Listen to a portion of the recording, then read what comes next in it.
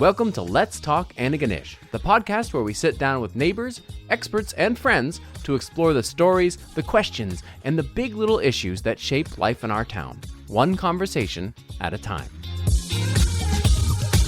This week, we sat down with the mayor to talk about the recently approved town budget. Hello, everyone. Welcome to Let's Talk Antigonish. It's Justin. And this is Anuj. And we are here in camera with the mayor, only this time it's recorded. Technically, in camera shouldn't be recorded. That's correct. The opposite of that. Yeah. But the mayor returning. The mayor is returning. You've been here before. I have and enjoyed it, and welcome any opportunity to join Thanks your podcast. for coming back. It's fun. And it's been a while, so a lot has happened, I think, since we last chatted. And today the budget has just passed, so we're gonna get to that for sure. But we have a lot of questions. In fact, we have so many that hopefully we'll have enough time to run through them. We might go pretty quickly through them. Yeah. But Anuj, let us start with a bridging question from our previous episode, which we'll have just released last week, and that would have been with the warden. Yeah. So so make a bridge between town and county. That is your job right now with your first question. Go. So, you would have heard the podcast with Nick by the time that we released this. Mm-hmm. And he talked about how county is now working with town to make investments or part investments or contribute to the investments of the infrastructure. And there was an interesting conversation of how that percentage gets decided, and you are in the middle of a calculation that will happen. So tell us a little bit about, from a town's perspective, how does that work, and how's that working in terms of investment in sewage, water, all kinds of things? Sure. We'll step back in history for a bit. The towns traditionally grew from counties, and the reason they want that, people have an urban center. With urban centers, you can't have septics, you can't have your own well. So usually towns have the infrastructure, the water and sewer mechanisms, right? So back in 1972, the town had the foresight to build a sewage treatment plant at the mouth of the harbor, and away they go. As the town infilled, if you needed water or sewer, you had to move to town because they wouldn't expand beyond their borders because they're legally not allowed. Town infrastructure money has to stay within the town boundaries.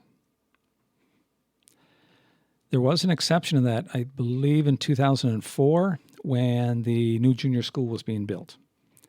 It was coming right off the end of Highland Drive. Which was in county. Which is county. One way in, one way out.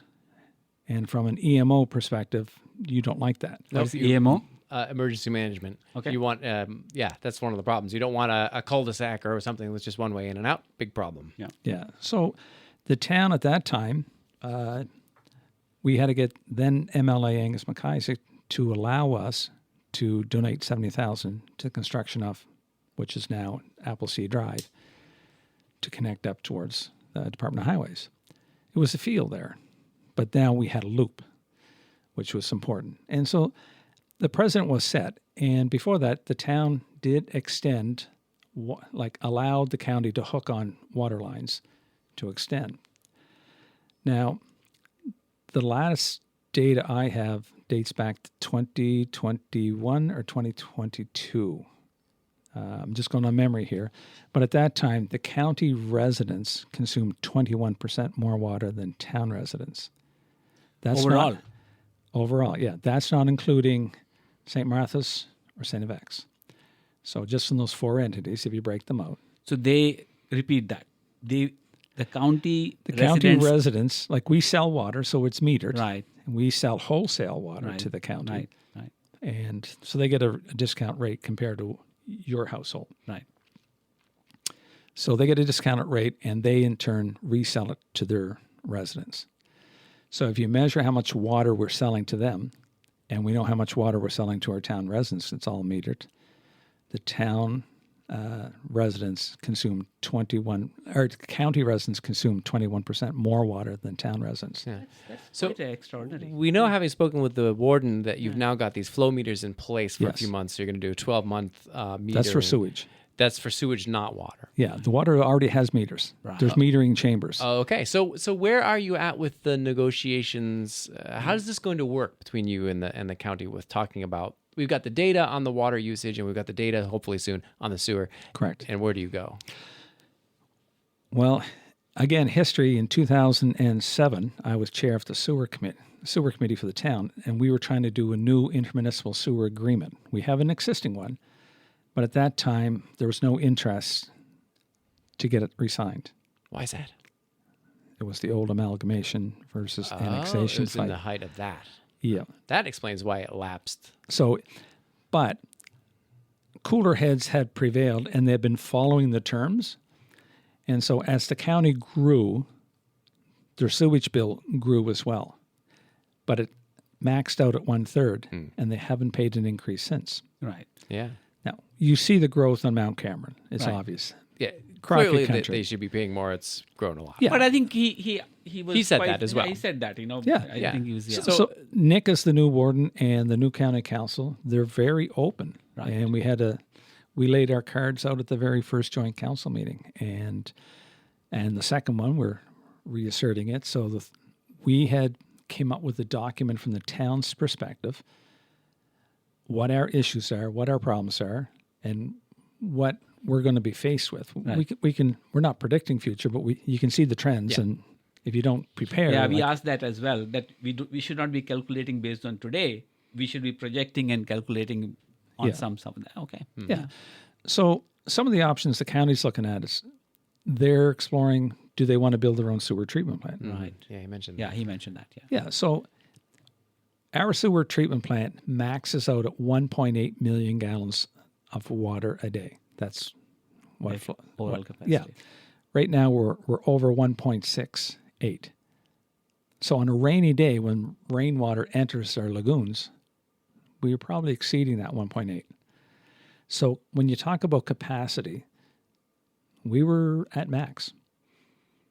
So the previous council, ordered the town staff to desludge earlier than the expected schedule.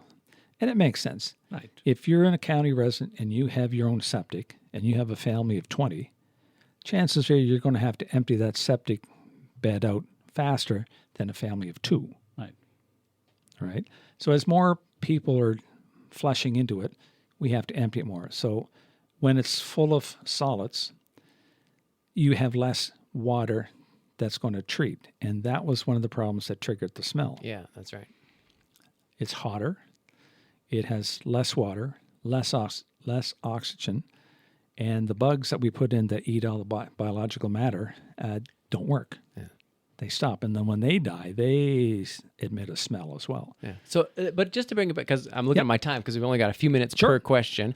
To bring it back to your question, Anuj, I think was, So we're collecting the data. yeah, and the nature of the agreement. you We're know. going to probably we like the bones of the agreement. Okay. Right. They're good bones. Yeah, cool. Great. That's good. And And so what's just- the timeline on it?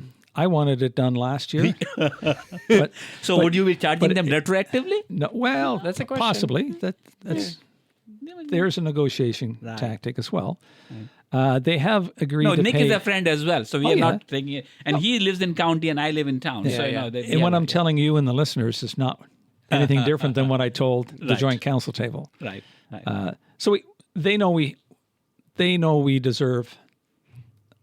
They deserve to pay a bigger piece of the pie, and we're like, yeah, okay, but we're collecting the data from the data points and let it go. Okay. It doesn't sound acrimonious. It sounds Yeah. like this is a No, pretty, but with any negotiations, there's going to be, of course, Yeah. points like- of view, let's say. yeah, like if a union's negotiating a new contract, Yeah. there's some tension. Yeah. All right. Or you Well, don't become enemies. Okay. Yeah. No, we're All not right, I enemies. will- No. Let us move on to the next subject. This Sure. one, before we get to the budget, I think maybe we'll save the budget to last because there'll be Sure. some exciting bombshells in there, maybe. Who knows?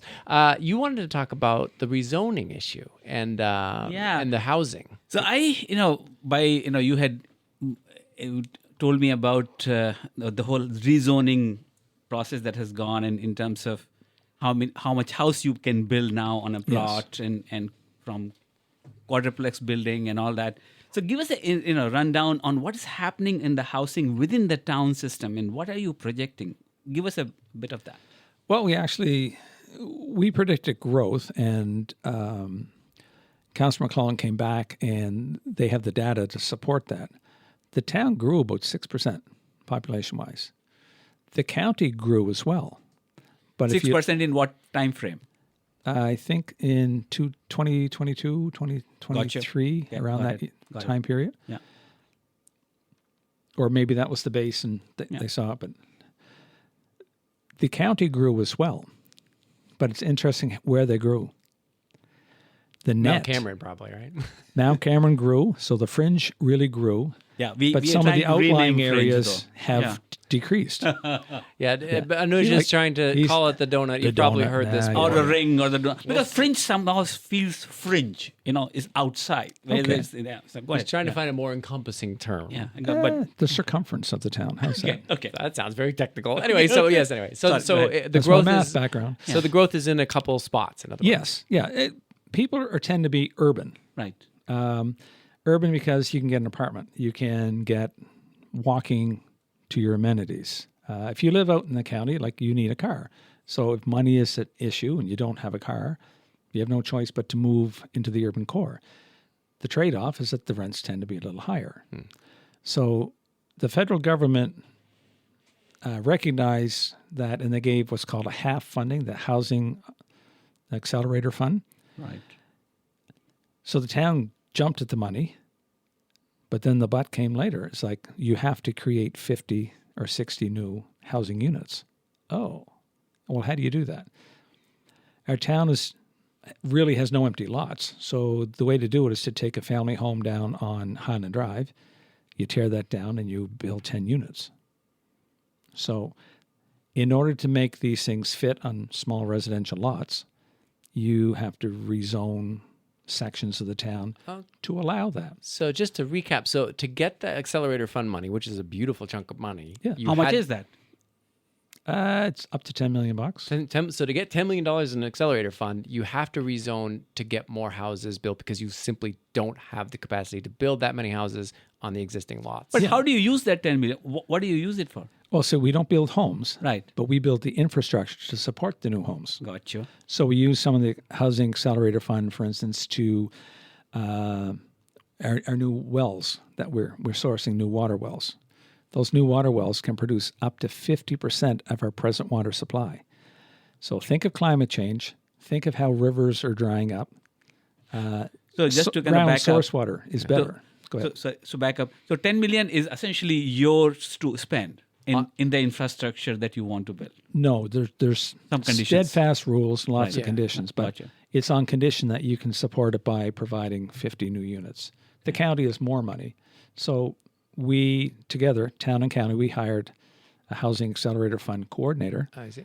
and she works out of the municipal office, and she works on these joint projects with us. So when people say town and county are fighting, I would kind of laugh in their face that, well, no. Okay. You love your wife, you love your partner, but you don't always agree 100% of the time. Yeah.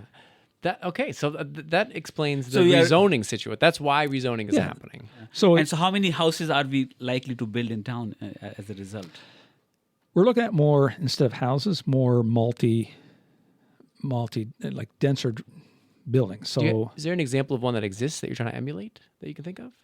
well, if you look at Colley Street beside Curry's Funeral Home, there's 3 apartment buildings in there. Yeah. With, Okay. With 4 units. in each Those one. brand new ones? Yeah. Yeah, those look pretty cool. So that's those sorts of units you're talking about. Yeah. Okay. And there's one on Highland Drive where Right. they tore down a single family home, the old Sears property on the corner of Fairview and Highland Drive, and now it's going to be a 10-unit apartment. Cool. Six singles and 4 doubles. And do those builders get any incentive for building the homes as well, or they are on their own? They don't get it from us, but we use that accelerator fund to increase the sewer lines and make sure there's fire flow to their apartments. Yeah. So the bigger the apartment building, you're going to need sprinklers. You're going to need, and in order for sprinklers to work, you need water pressure. Yeah. Right. So, I must ask this. Sure. Sorry, Justin. So, yes, you are building wells, but what we also know is the community infrastructure. So, for example, more people using library, more Yes. people using roads, more people. So the whole Daycare everything. units. Yeah. And so, or community events, all kinds of things. So, is there a way to to really plan that way? Yeah. Yeah, okay. We hired, both town and county use Eastern District Planning as our planners. So we have the exact same company doing the work. Right. We have our municipal planning strategy and the land use bylaw. We call them the LUB and the MPS. The county likewise has their own, but theirs is tailored to them. But the county has a few different regions where it's different, right? So in ours, we decided to lower the frontage and lower the size, and we're allowing, for instance, in your house, you can convert the garage if you want into an apartment building. Okay. There's assistance for that as well, not through the town or county, but it's through the fund. Yeah. Okay. Thank you. Yeah, no, great. No, that's good. We're going to move on because Yes, we're going to yes. get through all these topics. Yeah. This is one that we just heard from, or Anuj was speaking with you about this. This was news to me. We had asked Terry McIntyre about the RK sale. Yes. And so we got from him the details about that committee, the multi-pronged committee that gets to decide what happens to the building. And he was like, well, we don't know what they're going to do. But it sounds like we now have a plan for what's going to happen to the RK because you're in that committee. Well, I'm not in the committee, but Oh, you're not? Oh, okay. No, the board, the RK is owned jointly by the town and county. Yeah. The board consists of town representatives, county representatives, and Sister St. Martha's. That board made a motion from the directive of seniors and long-term care in the province. You have three options. You can keep the building, you can sell the building, or you can demolish the building. Yes, we heard. So now we're pins and needles. So what did they decide? So that board wanted us to make a motion because as owners we have to do it. We agree with them to sell the building. Sell the building. Okay, so it's sell. So It is the sell. it is a It sell. is for sale. And it's the motion came from the board? The board made a motion, but it has to go back to the owners, Right. town and county. So we have to make motions, and we have to make motions in open council. Okay, so it's not a done deal. We're still in the process. No. The for sale sign will be going up on it. Okay. So the county is also in agreement with you to sell? Yes. Okay. So are there any stipulations on who you're selling it to? I'm sure there will because be. we're talking about planning. Yeah. Is that part of the Thinking, yeah. the motion itself, or is it? Well, there's an existing mortgage on the old cottage, so your sale price would have to pay off that mortgage. I don't think that if there's any profit, it'll go back to the province because really the province is paying for the new one. And the new one's like in excess of $120 million. But in terms of who might buy it, are you just trying to steer that, or is that just open to No. business? Any buyer. We can't place conditions on it. Okay. It's like in town, if you're a single family owner and you didn't want to rent it you want to sell your house to be a student rental, you could do those stipulations, but they don't For this hold up. Commercial thing, not. No. Okay. There's no commercial. They don't get charged tax commercially. It's residential. No. I mean for this RK. No, for this RK, it would be commercial, but we think the province has first right of refusal. So there's talk for, right now, the baby boomers are dying. They're going to need placement in a nursing home. And then once they die out, if you build new nursing home beds now, you're going to have empty nursing home beds in 10 or 20 years. So you don't want to spend $120 million on investment that you only need for a bubble. So we're hoping that the government will look at that, discharge people from the acute care facilities, hospitals, and put them in, say, our old RK until they can find permanent placement into a long-term care facility. Okay, so you suspect that the province will step in, buy it, and do it for something like that because they have first right of refusal. I'm hoping they'll do Okay, that. Yeah, okay. That's one of the things we're hearing. Interesting. There's other people that are, of course, looking for the space, but it comes with a hefty price tag.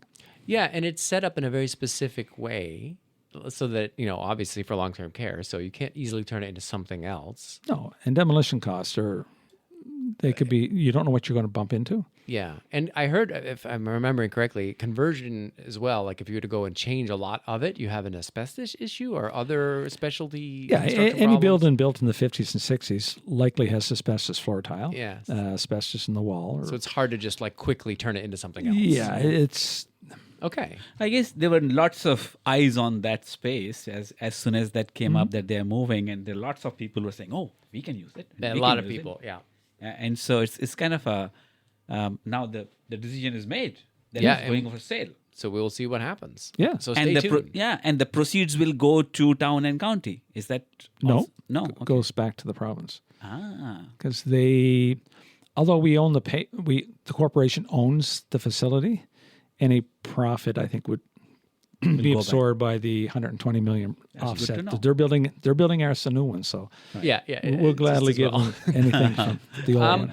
Okay, well, that was good. We can move off that one. Let's talk quickly, this probably won't take too long, about potential drought issues. Because last year, the summer was pretty bad in terms of drought. And I know you just mentioned it we know in the budget, you're looking at drilling those new wells that are going to feed the town.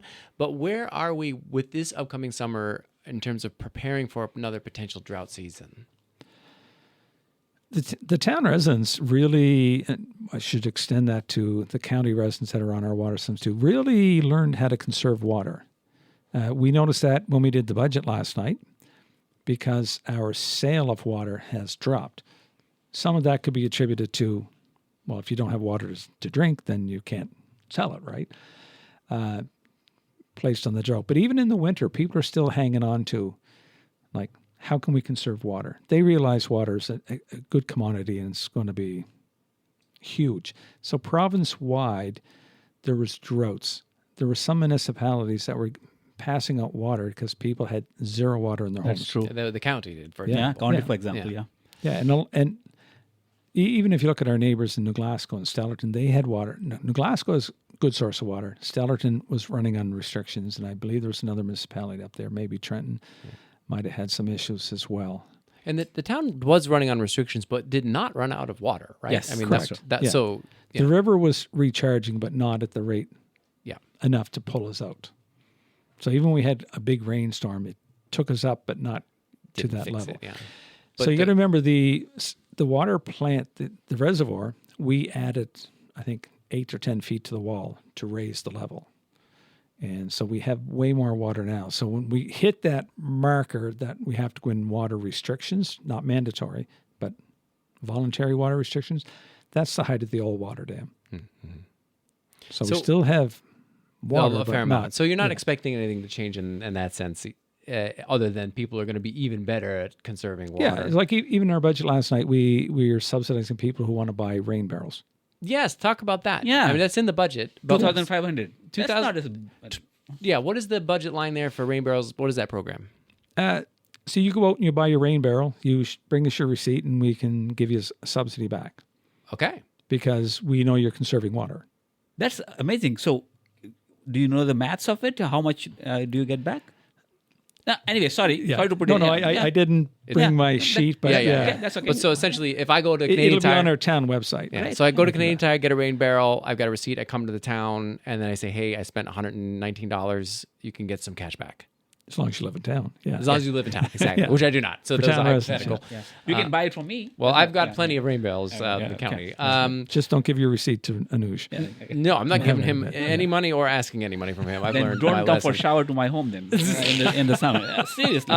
Great. So before we head into the budget, because there's probably lots to be said No, but there. hats off to StfX as well because they refurbished a lot of their places. They put low flow showers and stuff, and their water consumption went down quite a bit as well. Okay, and they're running off their own system, are they not? No. Nope, They do have well water, but it's not treated. So I you remember. can't put it into our town system. I remember because people were complaining because they were watering When they the field, see the sprinklers on, but they then think they're like, it's... no, that's not potable water. That's okay. I But remember. very practical as a resident, I want to take advantage of that. Not even if the subsidy was not there, Right. But to get a plumber and get that done for individual households is really a challenge. Is there a way to we get some couple of plumbers to say offer this service so the residents say, oh, I want that. Or through Efficiency Nova Scotia, they also put There low. used to be, there was programs for that. But this is just my personal gripe. I want to get it done, but I just don't know how to design it, where to put it, Yeah. all kind of Yeah. simple stuff. Yeah. I think if you ask any plumber or even just go into any of our wonderful stores around here, they will tell you and direct you because whatever investment you make, whatever it cost you, you're going to get back in reduction of absolutely. what It's your bill always, is. Great. There's a couple of news items that came across the town's website I just want to talk about. Sure. The Volunteer of the Year. Do you Yes. do you have an announcement for that? Real quick? No. In years past, we'd always ask council to kind of research, network with your people, who are your volunteers here, and we'd have it and council would decide. We kind of missed that part of it. And because we were we had about 13 meetings on budget for the last 2 months. So our heads were stuck. 13 meetings on the budget. Yeah, we had to ratify the minutes. There were six meetings 1 month. Minutes were ratified, and 5 for the previous month. So that was 11. We were at that press meeting, 12, and we met again last night. So 13. You guys are at work, okay? So the volunteer then So is... volunteer, we haven't decided yet. Okay, so you're working on that one. Okay, great. So now we get into the budget. Yes. I had it, just so people are interested, one of my questions was, let's talk about what the summer's construction is going to look like. Sure. But that's kind of all answered by the budget. It is. So let's start with the operating budget first. So before we do that, can you tell people what is the difference between an operating budget and a capital budget? Absolutely. Your capital budget is what money you're planning to fix or build or buy things. Your operating budget is to pay your staff to do the work. So, for instance, a new fire truck is on order. It's just under $1 million. You save money and you put it in your capital fund. That's your savings account. But it's earmarked for that fire truck. You can't use it for anything other than that fire truck. So you set up an account 10 years ago. We're going to put so much money in every year for that fire truck. The unfortunate part is 10 years later, that fire truck is now twice as expensive. Because of inflation. So we didn't put enough. So we had to put some in. So every year you don't do a project, that money gets saved in your capital reserve. Okay. Operating reserve is your money to spend every day. So that pays your staff.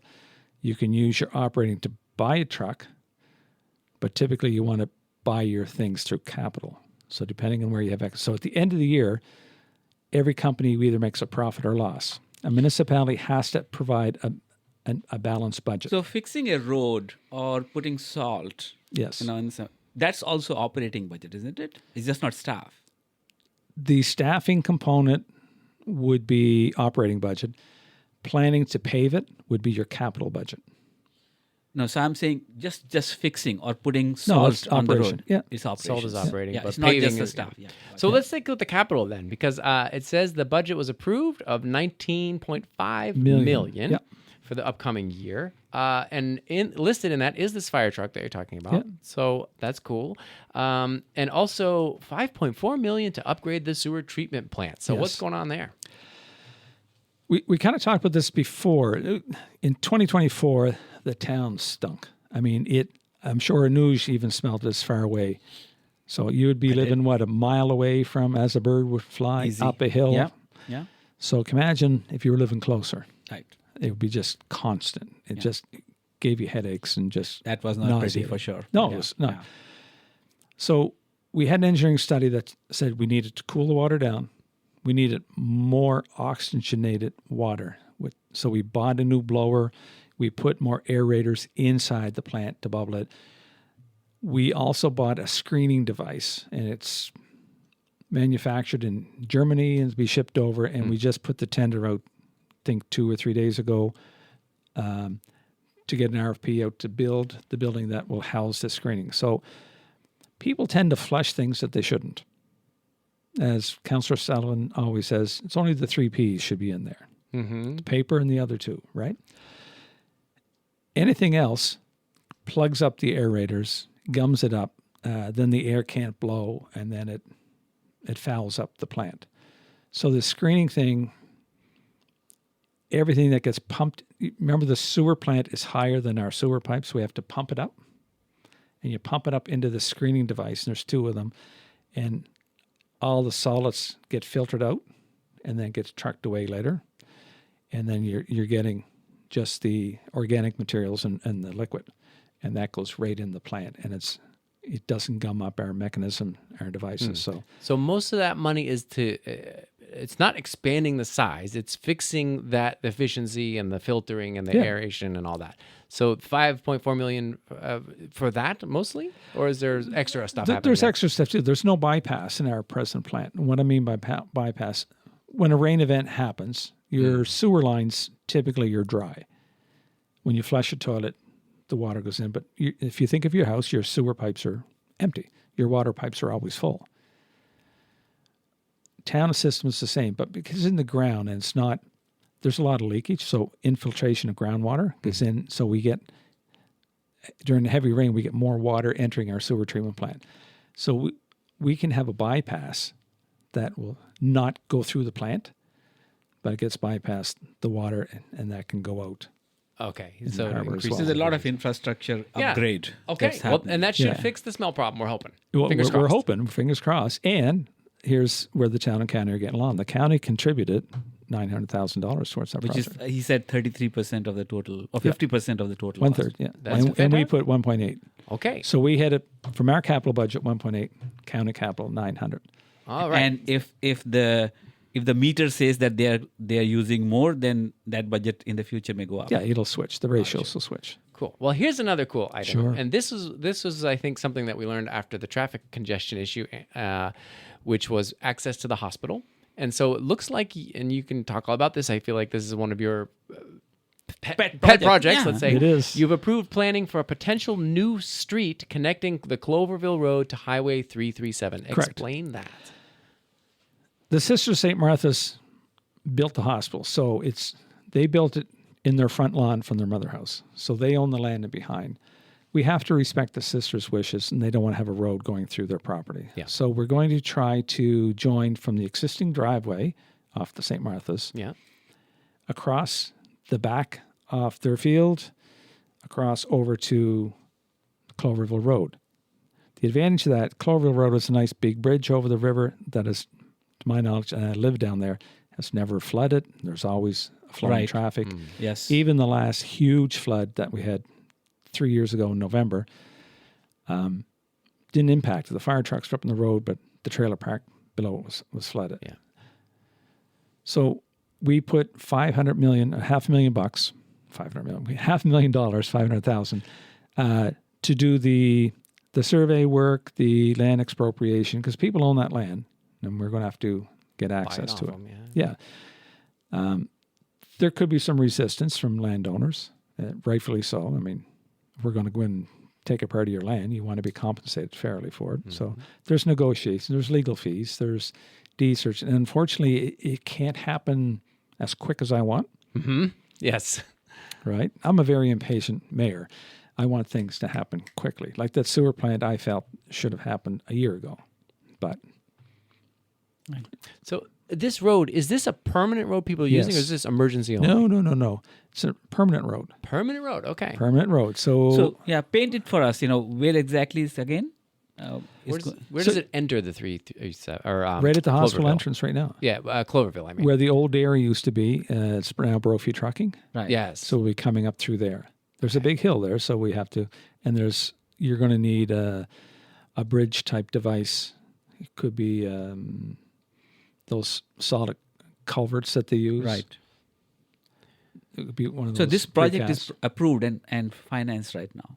Well, it's not financed. $500,000 is financed. just to look for the planning. But the town is responsible for 100% of any street that they create. Oh, okay. So this is going to be The all province, we're kind of hinting to them and pleading with them. And we've been in contact with our MLA, Michelle, and she's very supportive. But the provincial government is in a deficit, and they're trying to cut and slash where they can. you. Sure.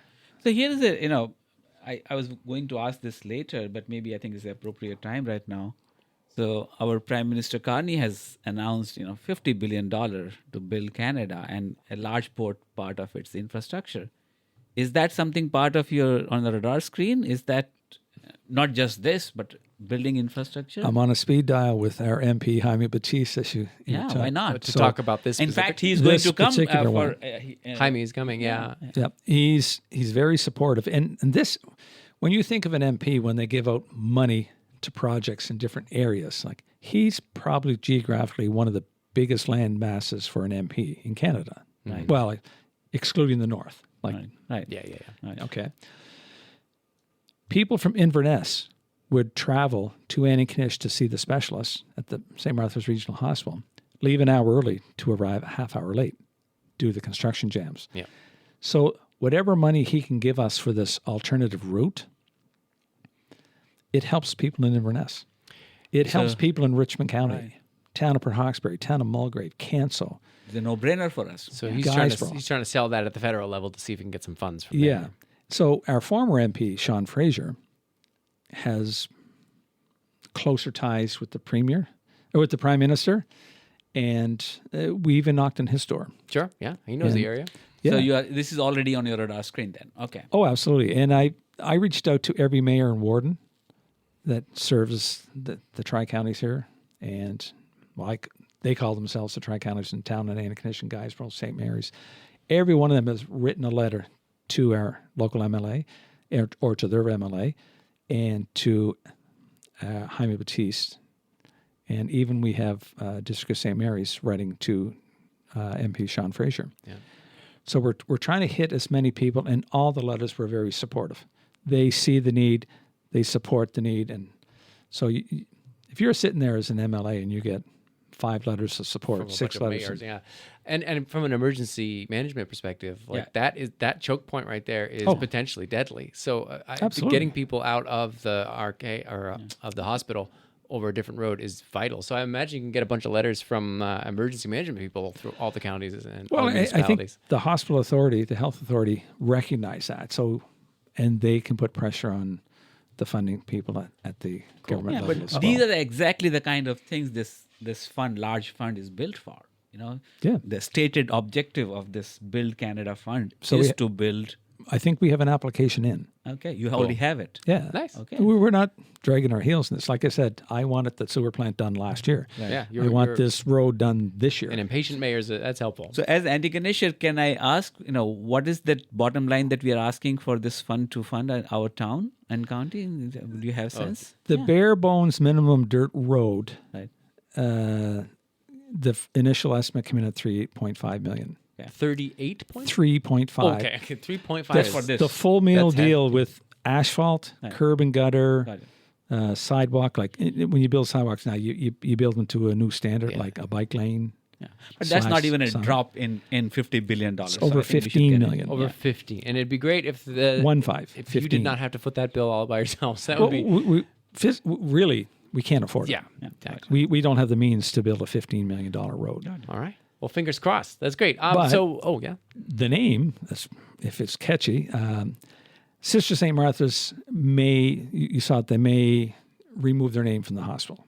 Yes. Okay. You heard that. So I think a very fitting name for this road would be St. Martha's Way. Right. That's a good one. St. Martha's Way. Got a double I'm meaning. sold. I'm going to like that. Yeah. Cool. All right. Well, fingers Thank crossed for that. Moving on to a few more of these capital things Sure. because we got a lot of cool. I like going line by line because we get the full explanation. It says the full renewal of Hawthorne Street. What does that mean? A lot of these government projects, sometimes governments at the end of the year have extra funds and they'll throw money. Who's ready for a project? So we discovered with our new engineer that some of the water pipes in the end of Hawthorne Street are as old as the town. Okay, 150-year-old pipe, still working, hasn't broke. So do you dig it up and replace it? So we, as a council, decided we're going to do the full meal deal when we do a road. We're not just going to pave the surface and then Fix everything underneath. fix everything, and get a good subterranean. Like when they dug up the East End Main, Yeah. in the profession of the trucker stuff, they called that grub. There was no solid gravel base. There was no nothing. So that's why the road kept breaking because there's no subsurface. That, Yeah. Okay. So now they have 3 or 4 feet of compressed gravel. The only bad thing about that is I heard we're not going to get the hot asphalt. The plant doesn't open until end of May, beginning of June. Okay, but that is construction you're hoping starts this summer? They will be starting. It started now. That construction on East, not Hawthorne, on East End Main. We're going to finish that I we see. started last year. Yes, that's right. That is happening. But that's being delayed because of the availability of So hot what is the asphalt. timeline on that? Will we finish that before Christmas? Oh, it'll be finished before So- the end of June. Yeah. yeah. Okay. I feel like I can now wrap a few of these into this following from this. Yeah, Oh, so sorry. Hawthorne Street. So all we're doing there is yes. getting ready with the study. We know what sections, we know what pipe work has to be done underneath. And so if the government drops some money, boom, you have it. You have your project ready to go. So it's a planning thing. It's not actually doing things this year, is it? Well, you still, it is planning, but you still have to hire an engineering consulting firm to Right. analyze the pipes, do a cost analysis, do an estimate. So when the government calls for it, Ready to go. Yeah. Okay, so now let's wrap up everything here under the summer construction question. Yes. So we now you talked about one thing that's already currently happening, and in the budget you see there's plans for infrastructure upgrades to James Street. Yes. Also the active transport trail, and then in the operating budget you've got a lot of street patching that's part of it. So give us a picture. I am a person that drives in town this summer. Yep. What am I going to expect in terms of construction? Is it going to be like last summer? No. We did hear from our MLA that the asphalt on the Church Street roundabout did not pass to the satisfaction of the inspectors. So that may either need a new application or rip up the old stuff. So that is going to be a bottleneck created. That's Out the of our Church Street control. roundabout that was just fixed is Finished, now going to yeah. maybe be ripped up. Yeah. That's a bit of a bummer. I don't know if it'll be ripped up. It may be unfair of me to say, but the asphalt did meet the specs. Okay. That must be a bummer sore point for you. It is because we does not we sound were fun. promised that was going to be done before the end of October. And that was provincial, right? That was provincial. Okay. It got delayed right into the same season, coincidentally by the same contractor that was doing our work. Oh. Okay, but they're a big company. They have different crews, so those things happen. Okay. But unfortunately, that would have been done a year earlier, Yeah. but they got held up by a landowner. So that isn't even part of this budget. You're No. just telling me another thing that's happening. You this just summer. asked me if you're driving in town, what do can you you expect? expect? So Okay, that is we glad don't I know asked. that we don't know the timetable of that. I can gosh. tell you that East End Main and West Street, the Dexters have promised us it should be done by at least the middle of June. Okay, so mid-June, that current Our detour West is Street. all So fixed up. then we're looking at when that finishes from the traffic lights into the Saputo Center, StfX, out to the roundabout. Yeah. We want to finish that section. Is that part of the active transport? No, No, that's that's something already else. there. The actual transport's in front of StfX, right? Right. So I'm taking you out to the number 7. Okay. So when the roundabout from the number 7 stops until you hit the lights, traffic lights to enter in the university or go to James Street, we're going to complete that as well. So then West Street will be totally done, hopefully for 20 years. Fantastic. And that's East after End- June. Yeah. Yeah, the upper end will be done after June. We were looking at James Street, Yeah. and James Street is a perfect example of timelines that municipalities should adhere to. Uh-huh. So staff said, we can do that too. And council said, let's put the brakes on that one. Let's do a more comprehensive planning. So when you finish your summer construction, our engineering team can then look at that, give detailed plans of what has to be done, put the RFP out in January. Then it gives construction companies that are now off work to plan for their next year's projects. They can bid on that project. We award the contract in March or April, and then as soon as the roads dry up, boom, they're off and running. So hopefully, James Street, if we follow this process, they'll start that somewhere in April, May, June, before the tourists, and then they'll be off the street next year. of next year. And so it's in the budget because it's the capital budget and it's the plans for. Yes. So the budget. Okay, that's what that is. So again, if you don't spend it this year, you put it back in the capital, and it's there for you again next So year. what is happening right now on James Street? Or The issue we found out, they were doing this reline of the sewer lines. So the sewer lines, like I said before, they're not perfectly jointed. They're just, and there's a lot of leakage. So they put cameras down inside them, little robotic cameras. Camera fell through. The bottom was gone on one of the pipes. Bummer. Yeah. Then as they were digging, they found we had a lot of water breaks on James Street. And then they found out the water line was, whoever installed it, didn't go below 4 feet. The 4 feet's critical it for froze. frost. It froze, and then it thawed, then crack, and rocks tend to move more in the frost too, and they break your pipes. And so we had a lot of water breaks. So the best way to do it is to leave those old lines alone, dig under the sidewalk, build brand new water and sewer lines, and then you have to do all the cross connections. And then once you destroyed the street, digging all these things, reinstate the street into a nice asphalt and sidewalks. As Antigonish, when these things happen, is the contractor responsible for repairing it, or do the exchequer has to then pay it for again to get everything repaired for that? That would be part of our process. We have to lay out the terms. Right. So whenever the contractor discovers something that is new, or you didn't tell us about this, that's called a change order. Right. And they usually hit you pretty hard with a price in those change orders. Right. So what about the active transport trail? Is that going to be finished this year? Yeah, yes. Okay. So they're going to join the existing one at the end of West Street and St. Ninian Street and extend it all the way to Church Street. So that'll go all down Ninians. Yes. Until it hits Church Street. And then stops. No, we're going to stop it there. Yeah.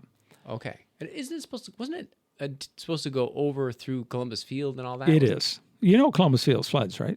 Yes, I've heard this. Oh, yeah. So it's not if it's going to flood; it's how many times will it flood this year. So that's not part of this project. Not this year, no. Okay. So again, we can delay that to 2034. That is the most contentious portion of the AT trail, and personally, I don't think it was well thought out Because of the flooding issue. Absolutely. I mean, so the idea is you have to build a bridge. Well, how do you construct a bridge so it doesn't form an ice dam and cause the flooding? This is good foresight. I agree with acknowledging that, especially in the light of climate change or whatever, you might be dealing with more floods downtown. So try not to build stuff next to a river seems like a good idea to me. Whenever things flood, it undermines your roadbed. Are there ways to, this is a complete novice on the subject. Are there ways to build dikes or other structures to really control the floods around the rivers? I have Not really. No? No, they tried that behind Ron McGilvery Cheval's in that river. They built dikes. So all that does is back the water up until it can find another place. Then it went around. Yeah. So there are no smart solutions for that. No, Truro been hit by floods, and they're kind of like the model we look to. Right. So one of the things, if you're building on a floodplain, if water would normally be displayed there, and you build something up, well, you're displacing that water. Where's it going to go? And now you're shifting the problem. Yeah, Haven't Dutch people fix that? If you want someone to fix make a dike, yes, the Netherlands has got this figured out. And you have a route there, right? I'm sure my wife can whip up a plan real quick. Yeah. Well, it's not her area of expertise, but it's genetic. She knows how to build them. It's funny you should say that, because Kevin Becker's an Antigonish. Becker's Dutch. Yeah, he is, and he's an engineer, and he's doing the isthmus between Nova Scotia and Amherst. Well, there you go. Nova Scotia and New Brunswick. I mean, to ensure that we don't become an island. There you go. After New Orleans flooded, they brought in Dutch engineers to fix it. But at some point, we'll get the Dutch over here. But we don't have it. It's not in this year's budget. Not in this year's budget. Let's move on to the rest of the budget. Let's talk a little bit about, and this has to be everyone's number one gripe of all time, always, potholes and patching. Where are the potholes? Have you not heard? I haven't seen them, seriously. No. Is it in county? We God. don't have them in town. Really. There's just pictures. The whole internet's just filled with potholes. So tell us what's going on, because you've doubled the street patching funding from $250,000 to $500,000. What does that mean? We recognize the fact that our streets are old, and you got to remember, look at the 337. They just paved that. They put 6 inches of asphalt down. When you hit a town street, we put 3. Different traffic? No. More money. But those big trucks that come through our town are hard on our streets. Yeah. I can see 3 inches on a residential street, like where I live and where Anuj lives. You don't have a lot of truck traffic, but school buses are big, and they can tear up intersections too. But you need school buses. So we're now going to like a 4-inch surface, but we don't have the money to do the 6-inch all the time. So you can expect there will always be potholes, let's say. Yes. And with the type of winter we had, it's not unique just to Antigonish. This is pretty standard. Canada problem. It was. So what happens when you get a break you get a crack. Water will go in there and then it freezes. And water, very powerful. It'll destroy the asphalt from underneath. But beyond the technicalities, Sean, because this is a perpetual problem and this affects all our vehicles, this affects all our, there's so much problem with the roads. Does that not qualify for infrastructure building fund from the federal government? The $60 billion? Is that what you want to pull from I'm there? saying, because these are the everyday issue that every Antigonisher faces. Yeah. This is not something, that you can do away with. I personally budget $1,000 a year to fix the wheel bearings on my car after every winter. Smart. Because it gets destroyed. But that's personally, what am I talking, $10,000 over the life of the car? If you do the numbers on that, you could probably make a really nice letter to Jaime Batiste or Sean Fraser and be like, hey, think about all the money we'll be saving. I'm beyond the joke. Is that not something that we can put together for an infrastructure building? No. To pave 6 inches? No? No. No? The town doesn't get any provincial or federal funding for roads. Yeah. It's 100% town taxpayers. So you'd never get a piece of that federal funding to fix roads? No, not for roads. So and the province did have a program, but they had a cap on it.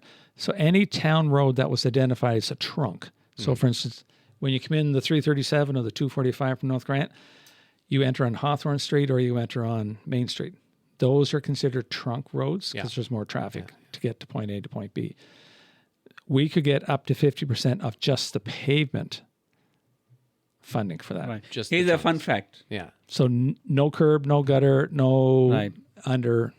So that's No the piping. best external funding you're going to So get. here's a But fun the fact. at the fund's dried macro. up. Yeah. It's gone. Oh, it's gone. Yeah. It's not even- The fun fact, province spends $23,000 on an average per kilometer for its roads. Okay. And towns across Nova Scotia spend, I think, $9,000. Okay. So just the way the macro mechanics work on this, the towns simply do not have money to spend what province would spend on the province roads. Yeah. So it's no-brainer why the roads quality in the towns are not to the level that we see on the highways. Mystery solved. So let's just... But there's a little more to that. Okay. Your simplistic view Yeah. is good, but the province has way more roads. There's that. But I'm too. saying average. You're I'm not talking say- on average per So kilometer.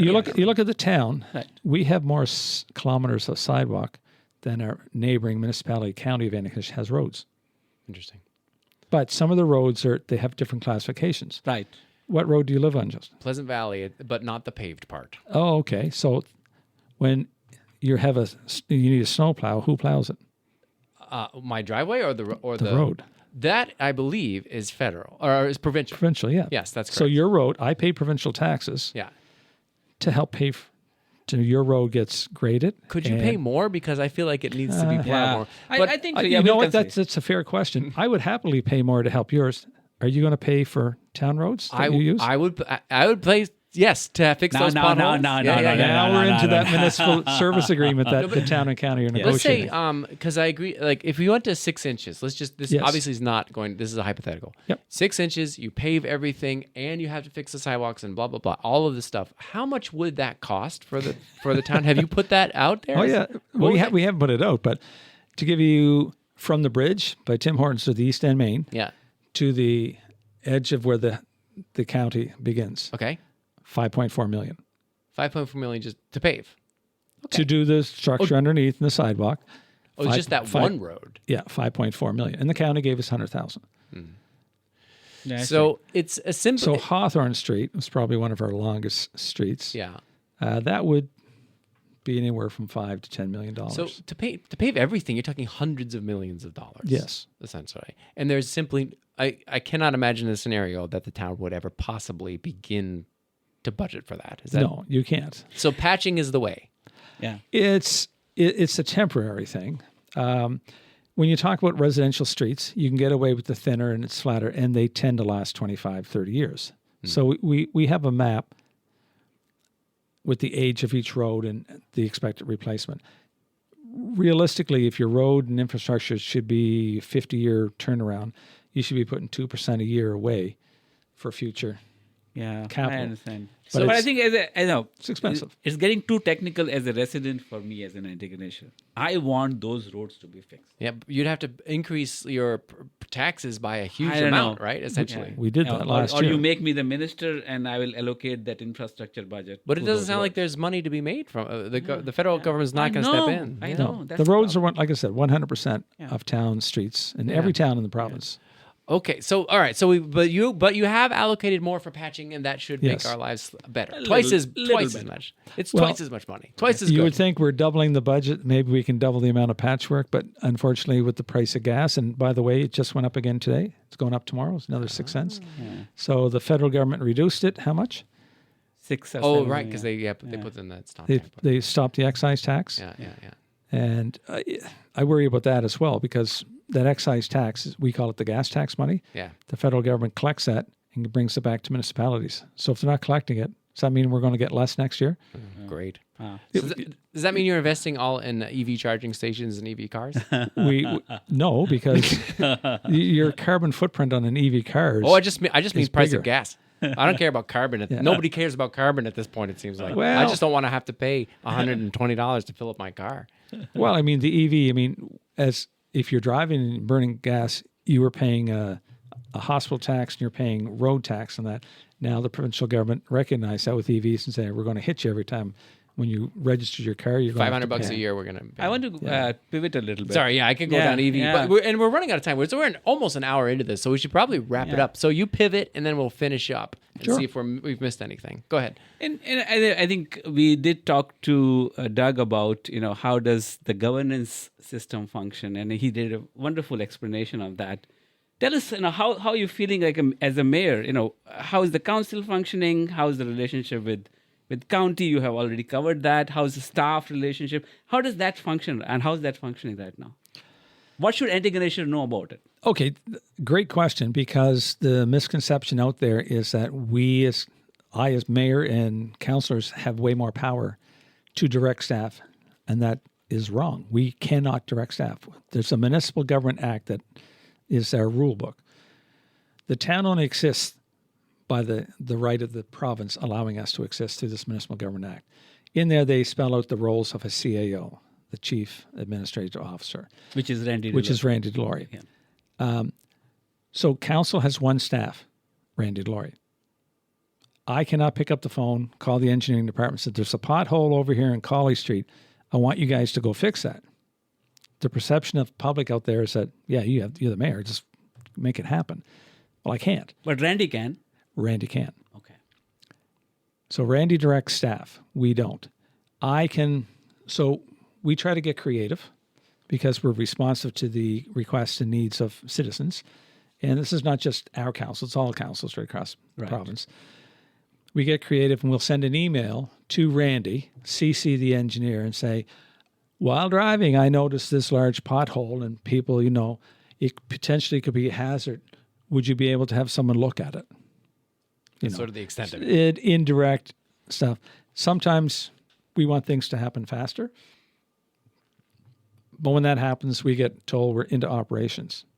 So when we're doing the budget, we're into operations because we know we want this done. We want it done in a certain time. And we have to have the money to do it. So we're telling him. So we're basing our budget around what projects we want to do, what streets we want to get fixed, what infrastructure issues we want to do. So then when the project goes, we want to continue that project and you want to see it through. Good example of that, we made a motion in 2024 to put out an RFP to fix East End Main, we call it the Bay Street project, and to do the West Street project. We made the motion to tell staff, proceed with the project. The staff then do the request for proposal, the RFP. They vet which companies submitted bids. They selected the company, not council. They then controlled the timeline of the work line. And when the issues were happening in around our town with the traffic, we were getting besieged with calls. We're sending these messages through our CAO to the staff. saying, fix it. Why are the delays? And we were getting answers like, well, it's only a couple of times a day that it goes over 15 minutes. We know that it's not always true. It escalated to the point where there was a gridlock and people could not leave the hospital for 2 hours. In fact, when it came to a head, they stopped all the traffic moving just to empty the St. Martha's parking lot. It took 52 minutes just to empty the parking lot. There's that much traffic in and around St. Martha's Hospital. We severely underestimated the traffic going to the hospital because we were judging on the 337 when they paved that. There was only 15-minute delays. But I have a final, because I know Sure. at the end of that story was I had to call an emergency meeting as and mayor. You sort of and you ended up ordered stepping the staff. Yeah, I had to. in. Yeah. And it's unfortunate. And Yeah, but at a more general level, what I'm understanding is that the CEO and in this case his staff does the operations. yeah, absolutely. Right? Yeah. And so, in some ways, as Antigonishers, if we have a challenge, we should be able to go to the staff and not just often come just to the counselors. Is that what you're suggesting? It is. Like, we certainly will advocate Right. on behalf of our town residents, and we have a little more clout with staff than you certainly would. Right.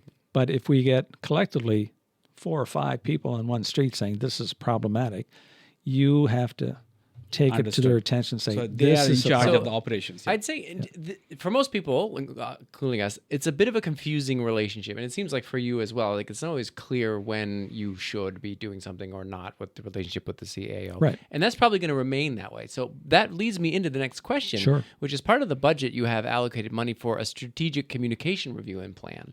And so my impression would be that because you're trying to communicate information to us, the public, and you are the face of the town, so everyone is going to call you up and say, "Why can't you fix a pothole?" And then you have to explain, "Well, I can't really change it." So is that part of the reason you're thinking we have to rethink our communication strategy? That's part of it. Part of it was when I had that emergency meeting, the council chamber was filled.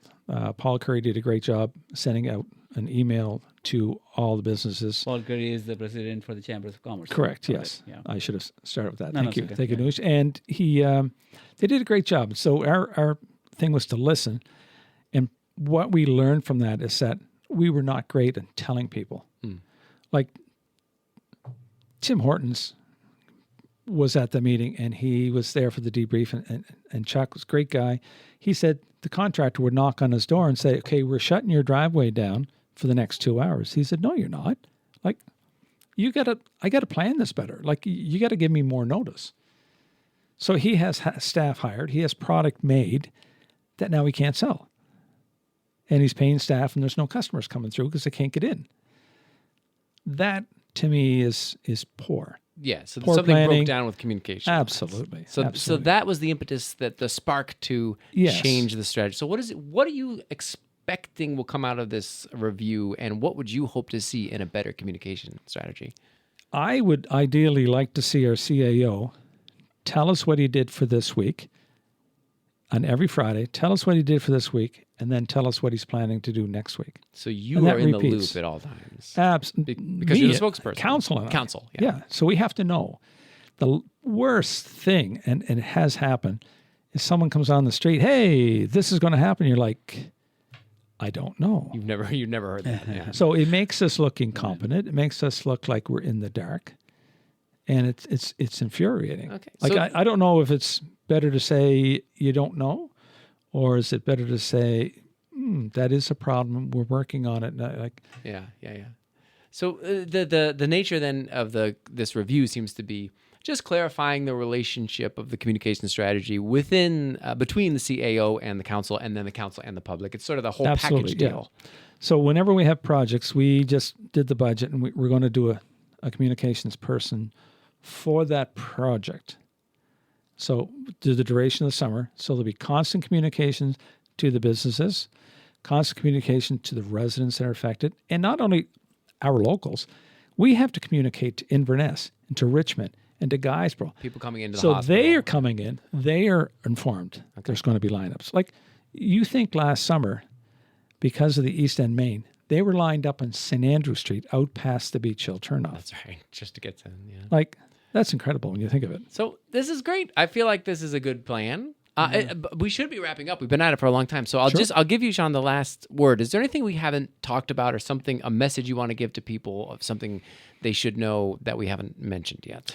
Just that this town is committed to addressing the infrastructure that has kind of gone forgotten. Like, if you don't see a broken pipe, who cares? Like, you don't see it. It's not great. You see the asphalt, you see the flowers, and we're good at those things. But if you don't have good infrastructure, you cannot grow the community. It's you can't even maintain the community. Yeah, we've been hearing that the town of Waterloo in Ontario has stopped all development until they address their issues of infrastructure.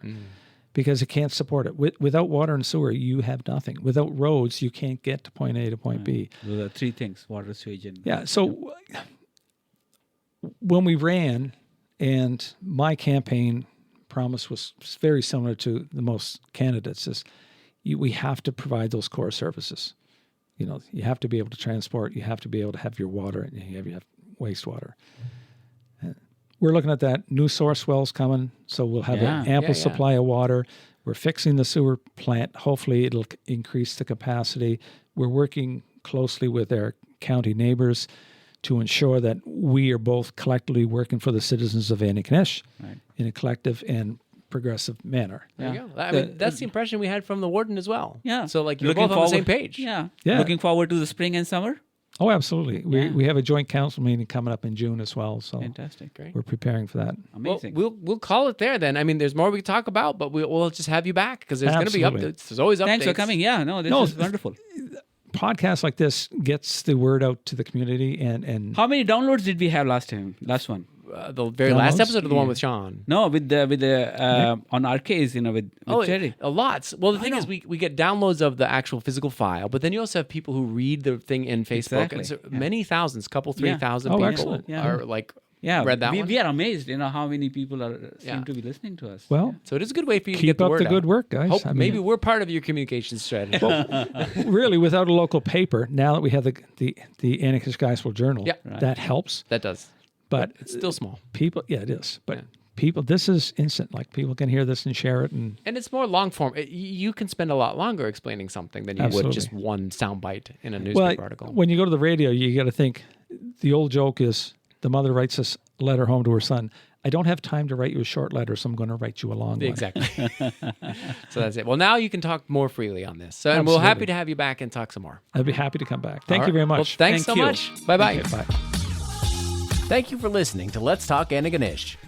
If you like the podcast, don't hesitate to subscribe. Just go to letstalkantigonish.ca and click. Voila! You'll receive new episodes right in your email inbox. This podcast is a labor of love. Please consider making a contribution, small or large, maybe a monthly subscription.